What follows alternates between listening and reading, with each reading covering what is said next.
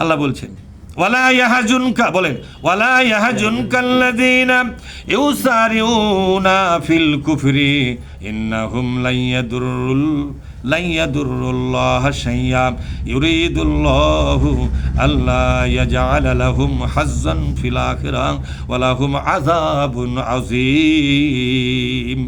আল্লাহু আকবার। এটা হলো সূরা আলে ইমরানের 176 নম্বর আয়াত। কত নম্বর? 176 নম্বর। আল্লাহ বলছেন ওয়ালা ইয়াহজুনকা, হে নবী আপনাকে যেন দুশ্চিন্তার মধ্যে না ফেলায়। কথাটা কে বলেছেন? খুব ভালো করে গভীরভাবে শোনেন এটা। হে নবী আপনাকে যেন দুশ্চিন্তার মধ্যে না ফেলায়। আল্লাযীনা ইউসারিউনা ফিল কুফরি, ইসলামী দল বাদ দিয়ে যারা মানুষের আইনের দল পার্টি করতেছে, এদের দৌড়ঝাঁপ, এদের ঝাঁপাঝাঁপি লাফালাফি, আপনি এটা যেন দুশ্চিন্তার মধ্যে না পড়েন। উলা ঝাঁপাঝাঁপি লাফালাফিতে আপনি কিছুই করে পারবেন না। সুবহানাল্লাহ বলবেন না? সাহসটা কে দিলেন? আল্লাহ। দেখছেন হেলাল কত বড় সাহস দিল। ওরা যত বড় আয়োজন করুক, ঝাঁপাঝাঁপি লাফালাফি করুক, এগুলো নিয়ে আপনি দুশ্চিন্তা করবেন না, ওগুলো আমার উপর ছেড়ে দেন। কিভাবে? কোরআন শরীফে একটা জায়েজ আছে, মাওলানা তুমি তো জানো, হে নবী ওদের ব্যাপারে আপনি দায়িত্ব ছেড়ে দেন, ওদেরকে আমার হাতে তুলে দেন। সুম্মা ইন্না আলাইনা হিসাবাহুম, বলেন সুম্মা ইন্না আলাইনা হিসাবাহুম, ওদেরকে আমার হাতে ছেড়ে দেন, ওদের সাথে আমার একটা হিসাব হবে। কি হবে জোরে কোন? আমার কোরআনী আন্দোলনের সামনে দাবাদাবি করবে, শক্তি প্রদর্শন করবে, করবে না? আল্লাহ এখানে বলছে হে নবী ওদের শক্তি প্রদর্শন, বলেন ওদের শক্তি প্রদর্শন। তাহলে নবী কি কথা বলছে? এখন কথাটা আল্লাহ কাক বলছে? কোরআনে আয়াত আছে না নাই? তো নবী তো নেই, তো আয়াতটা আছে কে? তাহলে এখন কাক শোনাবার জন্য? এই যে কোরআনের আন্দোলন এখনো যারা করতেছে, আল্লাহ তার গো শোনাচ্ছে। এখন আগে শুনেছে নবী, তারপর শুনেছে সাহাবাদেরকে, আর এখন শোনাচ্ছে কাকে? মুসলমানদেরকে, ঈমানদার। কোরআনের পার্টি যারা করে তার গো শোনাচ্ছে যে ওই কোরআনের বিপরীত পার্টি যারা আছে তারকে যে দাপাদাপি, শক্তি প্রদর্শন, তাদের যে সিনা টান করা, এগুলো দেখে আপনি দুশ্চিন্তা করবেন না। ঠিক ওগুলা ইন্না ইলাইনা ইয়াবাহুম, বলেন ইন্না ইলাইনা ইয়াবাহুম আছে না কোরআনে? ইন্না ইলাইনা, ইলাইনা মানে আমার দিকে, ইলাইনা মানে আমার দিকে, ইন্না ইলাইনা ইয়াবাহুম,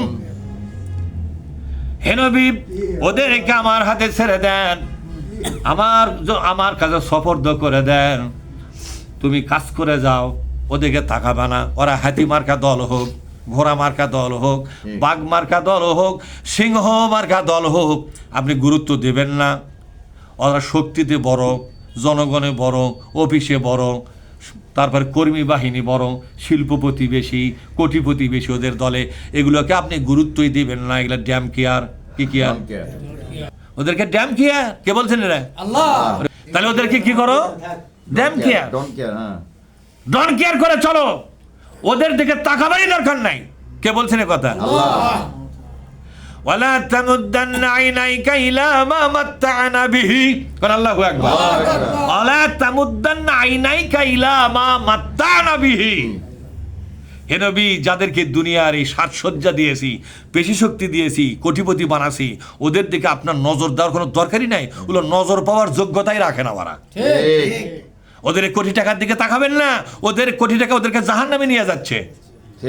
ওদের বড় দলের এই অহংকার ওদেরকে জাহান্নামী বানাচ্ছে।